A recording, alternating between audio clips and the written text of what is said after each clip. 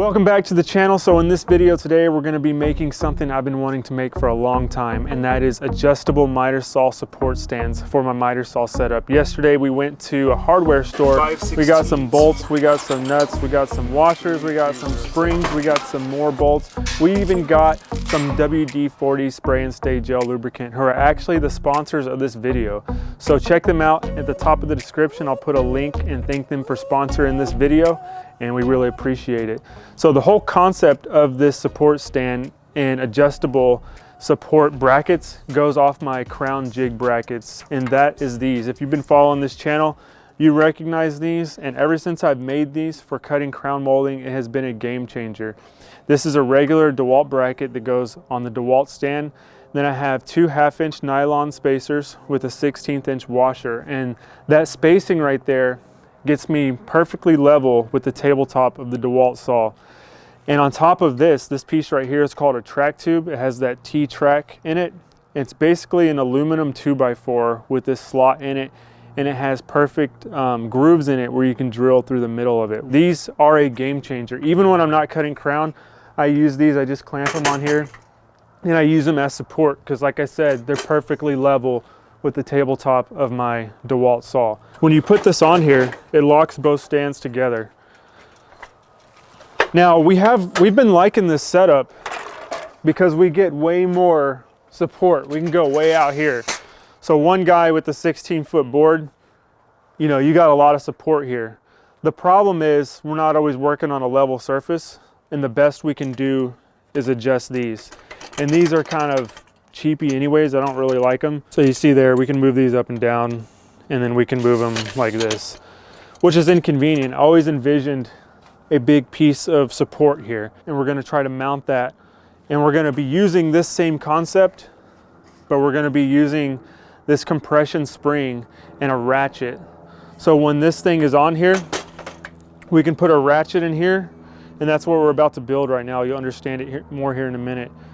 And we can ratchet this, and there'll be a spring here instead of the two washers, and then we can move this up and down, and the spring will hold the tension on this piece.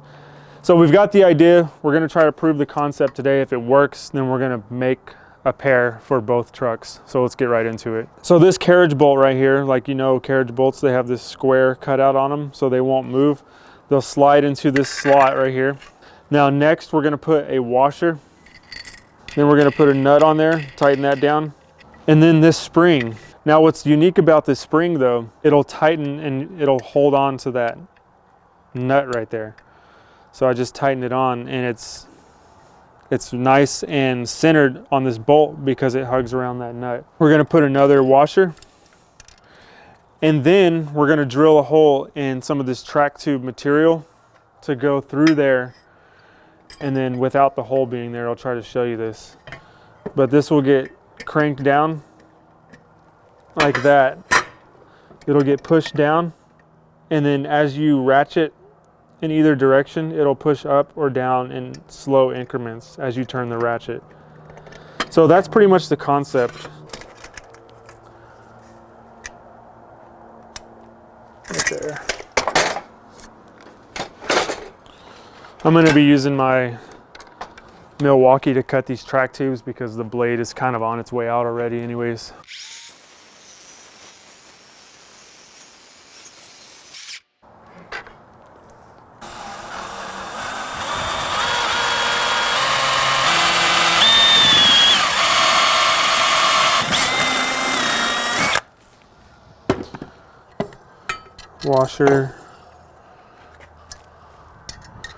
Washer, and then track tube.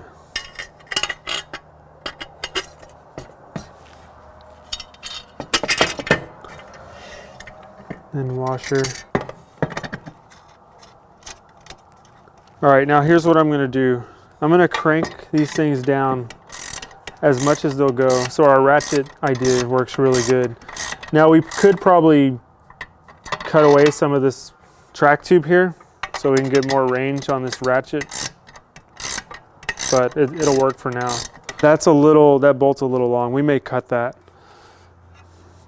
So these things are all the way down. Now you can probably see the big idea here. So you've got your material support stand, and we're gonna have a board that slides into this T-track. We'll get into that later. But let's say you're on an uneven surface, you just put your ratchet in there, you put your straight edge on your tabletop of your miter saw, and you just start loosening it. That spring is gonna push it up for you, and it's also gonna hold it. That spring is very strong. It's got a lot of stoutness to it. So as you turn this, and if you put a big piece of lumber on it, it may push it down a little bit, but we don't even work with big pieces of lumber. So even that, like, I can't even push down on that because that spring is compressed so much. I've loosened this one more than I've loosened this one. You see how closed that one is? That thing is pretty compressed versus this one. It's got more space between the spring. On our first piece right here that's already here, we've been messing around with it, and it looks like we're gonna need to compress this smaller to move on to the next step. So we may have to lose the bolt and the washers on this. So it may just be the carriage bolt and the spring. So I think this will work, but again, we're just proving the concept. We're gonna have to chop this bolt down a little bit because once we get to there, we're not gonna be able to get the ratchet up in there, I don't think. About an inch off this. It doesn't have to be perfect. It just needs to be shorter than what it is now. We're gonna hold it with some pliers and chop it with this saw here.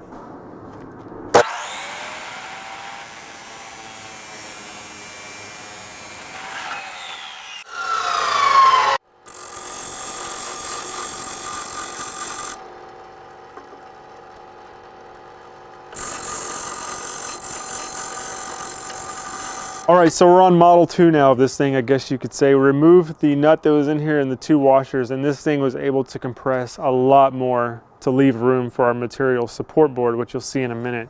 So if you see that right there, no more nut, no more washers in there, and that spring is super compressed. We'll go ahead and put this on right here. We'll put that bracket right there, and then if I take a straight edge and then put this here, you'll see there's a gap right there. Now our material support board is going to go in there, and then we can micro adjust it based on whatever surface, driveway, sidewalk we're working on. So we'll go ahead and slide a piece of scrap that we have here. We'll slide this up under there, and you'll be able to see how this works. So I'll get this out of the way for now. And this right here, you can see it's lower than here. Actually, let me get that back. You can see right there. The support board is lower than the tabletop. So now we could ratchet it looser, and the spring would push it up to there. That's kind of the whole idea. And there's not a whole lot of adjustment that needs to be done because these are already pretty close to the tabletop of this. So it's not like you'd have to be ratcheting for like 5 minutes. It just should be a few ratchets in theory. Now the way that this mounts into the track tube is going to be just like the crown stop, and I'm going to do that next so you can see how that is right in the middle. I'll drill with a Forstner bit in there until we can fit our washer and nut.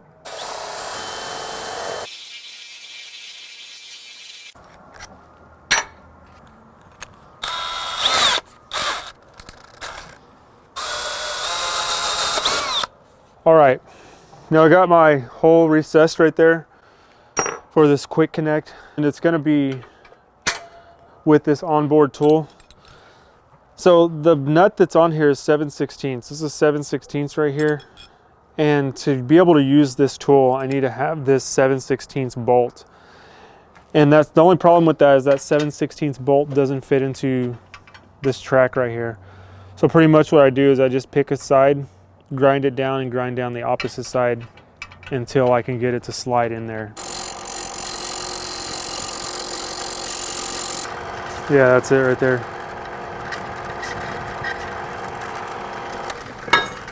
So now the next step in this, since I have this grinded down to fit in here, is just to slide it in somewhere in the middle right there. And then I can take that board that I drilled out earlier, our support board, line it up with that, and we should be good. Now this can move anywhere it wants to. Now what's cool about this jig right here, and since WD-40 sponsored this video, This spray and stay gel lubricant that I'm going to spray in here to get rid of that annoying sound and to have this thing slide smooth is really an amazing product, because I did spray it in these crown stops that I built like 8 months ago, and I've never needed to lubricate it again. So it's really cool that they reached out and wanted to sponsor me, because I already used the stuff. It's really amazing. So with that, I'll go ahead and spray that spray and stay in there, and you'll be able to hear that annoyance go away, and it'll slide way smoother.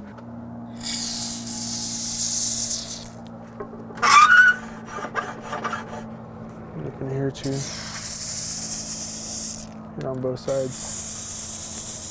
So this stuff is awesome, like I mentioned, for any kind of jigs and stuff that you need sliding around like this one. I have not had to lubricate those crown stops since I made them. It's pretty crazy. That thing is sliding good now. I'll go ahead and put the washer and the nut on here, and I can trim that bolt down to size later. Like that. And then when I trim that bolt down to size, I can actually get this on here. But since this isn't a deep socket, it's not going to get it. The next thing we're going to do is throw a straight edge across the tabletop of the saw here and adjust it with our ratchet accordingly. So if we get down and look at that, you can see it's a pretty even gap of about, I don't know, 3/16 or so. So I'll start loosening this front one here. See what that does. Should raise it up a little bit.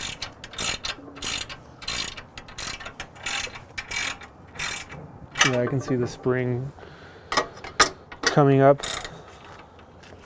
We'll do it to this one back here too.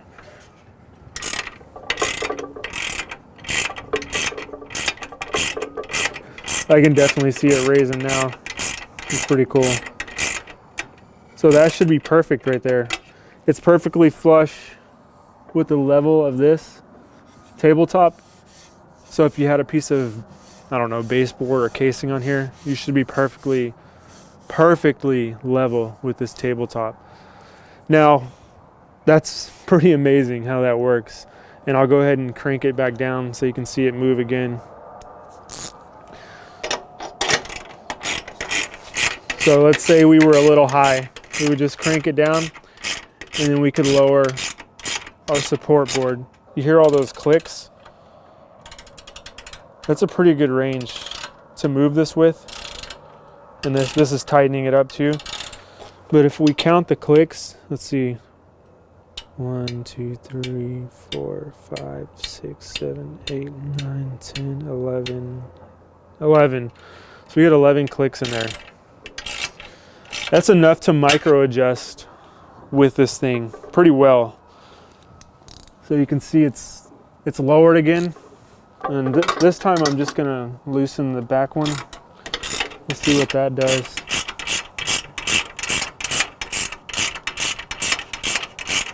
See, the back one that's perfectly flush right there again. And then the front one, I really can't tell what it's doing. But I guess we could put a level on here and make sure this is level.